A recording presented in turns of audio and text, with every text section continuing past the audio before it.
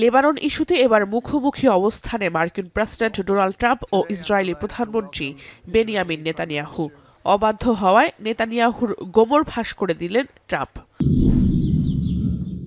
গেল কয়েকদিন ধরে লেবাননে আগ্রাসন জোরদার করেছে আইডিএফ। রোববার লেবাননের ভেতরে ঢুকে লাতানি নদীর পাশে একটি শহর দখলে নেয় তারা। ইসরায়েলি পতাকা উড়ায় ঐতিহাসিক বিউফোর দুর্গের উপরে। এমনকি রাজধানী বৈরুতে হামলার হুঁশিয়ারি দেন ইসরায়েলি প্রধানমন্ত্রী। ইসরায়েল লেবানন চরমে উত্তেজনার মধ্যস্থতায় এগিয়ে আসেন মার্কিন প্রেসিডেন্ট।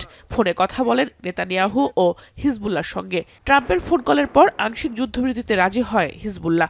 এদিকে রাজধানী বৈরুত থেকে ইসরায়েলি সেনাদের প্রত্যাহার করতে নেতানিয়াহুর প্রতি আহ্বান জানান ট্রাম্প। তবে মার্কিন প্রেসিডেন্টের আহ্বানকে তোয়াক্কা না করে লেবাননে হামলা জোরদার করেছে নেতানিয়াহু বাহিনী। তবে লেবাননে আগ্রাসনের লাগাম টানতে রাজি নন ইসরায়েলি প্রধানমন্ত্রী।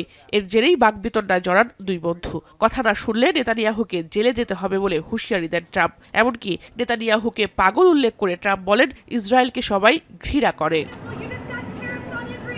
অবশ্য সামাজিক যোগাযোগ মাধ্যম ট্রুথ সোশ্যালে ট্রাম্প বলেন, দুপক্ষের সঙ্গে যুদ্ধবিরতি নিয়ে ইতিবাচক আলোচনা হয়েছে। ট্রাম্পের পোস্টের কিছুক্ষণ পরই পাল্টা পোস্ট করেন নেতানিয়াহু।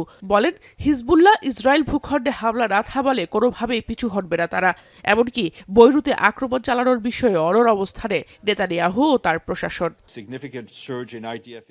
লেবানন ইসরায়েলের চলমান সংঘাতে উদ্বেগ জানিয়েছে জাতিসংঘ। We urge all actors to respect the cessation of hostilities and avoid further escalation. We condemn all the loss of civilian lives.